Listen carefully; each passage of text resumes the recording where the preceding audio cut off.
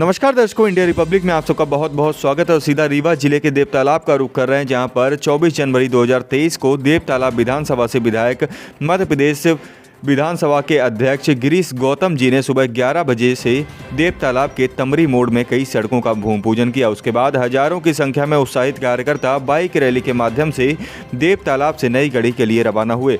मध्य प्रदेश विधानसभा अध्यक्ष द्वारा नई गढ़ी हॉस्पिटल परिसर के बाउंड्री वॉल निर्माण कार्य हेतु हॉस्पिटल परिसर के अंदर भूमि पूजन संपन्न कराया गया। इसके बाद नई गढ़ी तहसील परिसर में पहुंचकर मां अष्टभुजा धाम मोड़ से शिवनगरी देवतालाब तक रोड का भूमि पूजन संपन्न कर जनता के बीच में अपने 4 वर्ष के विकास कार्य का रिपोर्ट कार्ड भी पेश किया गया। मध्य प्रदेश के विधानसभा अध्यक्ष गिरीश गौतम के द्वारा जनता के बीच कांग्रेस पार्टी के नेताओं को भी आड़े हाथों लिया गया। इस वक्त जो तस्वीरें आप अपनी स्क्रीन पर देख पा रहे हैं, आप देख सकते हैं कि कितनी भारी संख्या में वहां पर जो भीड़ थी वह उनको सुनने के लिए, उनके दर्शन पाने के लिए उत्साहित थी। और लगातार जो बाइक रैली की तस्वीरें हैं वह भी इस वक्त आप अपनी स्क्रीन पर देख पा रहे हैं कि किस तरीके से वहां पर जो लोग थे वह कितना उत्साहित थे और हाथों में भारतीय जनता पार्टी का झंडा लेकर और वहां से गंतव्य के लिए रवाना हुए थे। हजारों की संख्या में यह मोटरसाइकिल की रैली जो थी वहां पर संपन्न हुई। और इसके बाद जो अगली तस्वीर हम आपको दिखा रहे हैं, नई गढ़ी तहसील परिसर में ही सड़क के भूमि पूजन के बाद में गजमाला और गदा के साथ विधानसभा अध्यक्ष का जोरदार स्वागत किया जाता है। अब आइए अधिक समय न लेते हुए सीधा रुख कर रहे हैं मध्य प्रदेश के विधानसभा अध्यक्ष गिरीश गौतम का। उनका क्या कुछ कहना है, आइए वह आपको सुनाते हैं।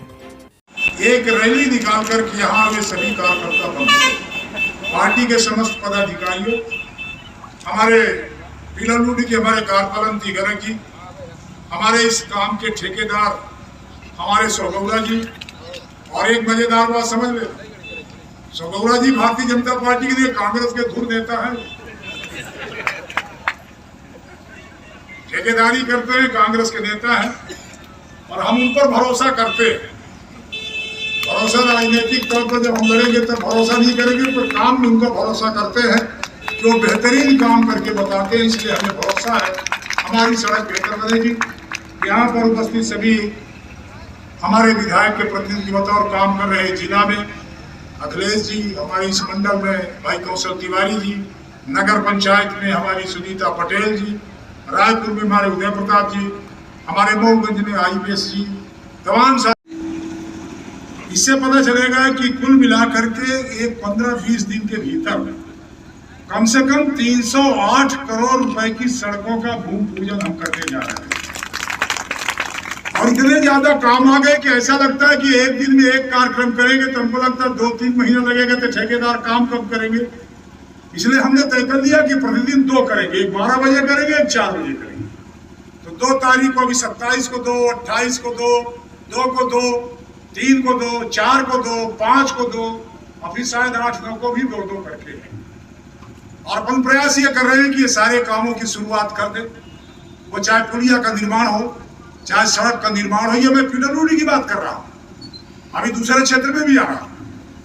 ये जो सड़क हमारी बन रही है, इसमें कई पुलिया बनेगी। मैं हमारे अधिकारियों से उनको निर्देशित कर रहा हूँ, जरा देखेंगे जो हमारी ये नई गढ़ी की इस पार वाली जो पुलिया है, इसको भी जब सड़क ऊंचाई करें उस लेवल पर इस पुलिया को लाने का काम करें, जिससे जब उससे पुलिया से आवे तो सीधा इस पार हम आए। एक तो पुलिया यहाँ बने, दूसरा नई गढ़ी के उस पार भी हो जो दबी हुई पुलिया है उसको उठा करके लेवल ला करके बराबर करके सड़क की बराबरी मिला करके उस पुलिया को भी बनाना, ये 2 पुलिया का हम ही निर्देश कर रहे हैं। तीसरा ये है कि नई गढ़ी शहर के भीतर हमारे दोनों तरफ का डिवाइडर हो, बढ़िया स्ट्रीट लाइट हो, 2 किलोमीटर तक ये करने की आवश्यकता, ये भी निर्देशित कर रहा हूँ, ये करेंगे। बढ़िया सड़क बन जाए, बीच में लाइट लग जाए, जिससे हमारा कस्बा सुंदर है। हमारे इसी नगर पंचायत के भीतर हमने काम जो किए हैं उन कामों को आप सब जानते हैं। नगर पंचायत के भीतर जिनका हमने भूमि पूजन कर दिया है, वो कागज कहाँ रखते हैं गए, हमारे कांग्रेस के मित्र हैं, बहुत अच्छा ज्ञापन देके गए हैं। उनको नई गढ़ी जिला चाहिए, उनको नई गढ़ी का बाईपास चाहिए, उनको बाईपास रोड कराया जाए, और 60 वर्ष बाद ठीक है, कई मांगे बढ़िया है, और उनसे भी सवाल करना चाहता हूं। ज्ञापन देने के पहले एक बात को जरूर जनता को बताना चाहिए। 15 महीने आपने भी सरकार इसी कार्यकाल में चलाई, 18 में किसी कारण से हमारी सरकार नहीं बनी, हमारे सहोदरा जी की सरकार बन गई, हमारे जिनने ज्ञापन दिया उसकी सरकार बन गई। अब उनसे जब मैं पूछता आप 15 महीने के भीतर, अब आपसे भी पूछता 15 महीने के भीतर इस देवतला विधानसभा क्षेत्र के भीतर 15 महीने की कांग्रेस सरकार में 1 रुपए का काम हुआ हो, 1 रुपए का, 1 रुपए का, 1 रुपए का, आकर बता दे, हम छोड़ के चले जाने को तैयार। 15 महीने तुमने सीज कर दिया, जाम कर दिया। और आज जब 308 करोड़ का काम होता है तो क्या निकालते हैं, जब जुलूस निकालते हैं, नारा लगाते हैं, भाषण करते हैं, कुछ नहीं हुआ, कुछ नहीं हुआ, कुछ नहीं हुआ, कुछ नहीं हुआ। इनको सड़क नहीं दिखाई पड़ती, इनको पुलिया नहीं दिखाई पड़ती, इनको पानी नहीं दिखाई पड़ता, इनको होते हुए हैंडपंप दिखाई नहीं पड़ते। एक किस्सा है, आप सब जानते हैं, कई लोग नए हैं इसलिए फिर सुना देना चाहते हैं। वो किस्सा अकबर और बीरबल का है। ये सब आंख होते हुए अंधेपन का काम करते हैं। और किस्सा ये है कि अकबर के दरबार में एक बार किसी ने कह दिया, अकबर ने पूछ लिया कि भाई क्या, बीरबल ने कहा कि जिनके आंख है वो भी अंधे होते हैं। अकबर ने बीरबल से कहा कि हमको भी कह रहे हो? बोले हाँ तुमको भी कह रहे हैं। तो बोले साबित करो, नहीं हम तुमको सजा देंगे। बोले हमको 3 दिन का समय दीजिए, हम साबित कर देंगे। 3 दिन की छुट्टी लेके बीरबल घर चले गए। अब घर में गए तो क्या करें, खटिया होती है गांव में, अब तो बंद हो गया, पर पहले खटिया होती थी और चावल होता था, बाग होता, लोग उसको बीनते थे। अब गांव में बीनने वाले शायद नहीं बचेंगे, पर बीरबल के जमाने में थे, हमारे जमाने में भी थे खटिया बीनने वाले, हम स्वतः बीन लेते थे खटिया। तो खटिया बीनने वाले थे तो बीरबल ने जाकर के खटिया बीनना शुरू किया। अब अकबर ने दूसरे दिन दरबार में पूछा कि बीरबल नहीं आ रहे, क्या करें? तो किसी ने कहा कि खटिया बीनने। तो बोले हमको भी ले चलो, हम भी देखना चाहते हैं। और जब वो बीरबल के घर गए तो जाते ही पूछा बीरबल क्या करे, तो बोले आंधरा तो हमको दिखाई नहीं, हम खटिया बीनने ला रहे हैं। ये वो लोग हैं कि जो काम होते हुए भी नहीं देखना चाहते, विरोध के नाम पर विरोध करना चाहते। आइए हम सब मिलकर के साथ चलकर विश्वास करने की जरूरत है। साथियों, हमारा काम है, जिसकी जिम्मेदारी हमको दी है।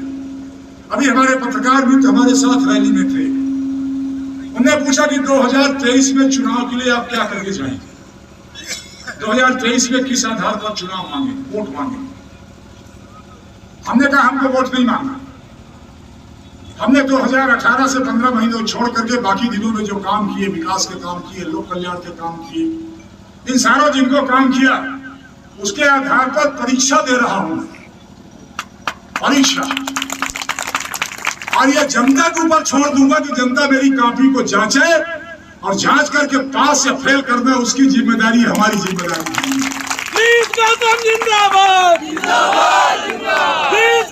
2003 में वो पास करती है, हमारे 2018 से 2023 के कामों के लिए परीक्षा में हमें पास करती है।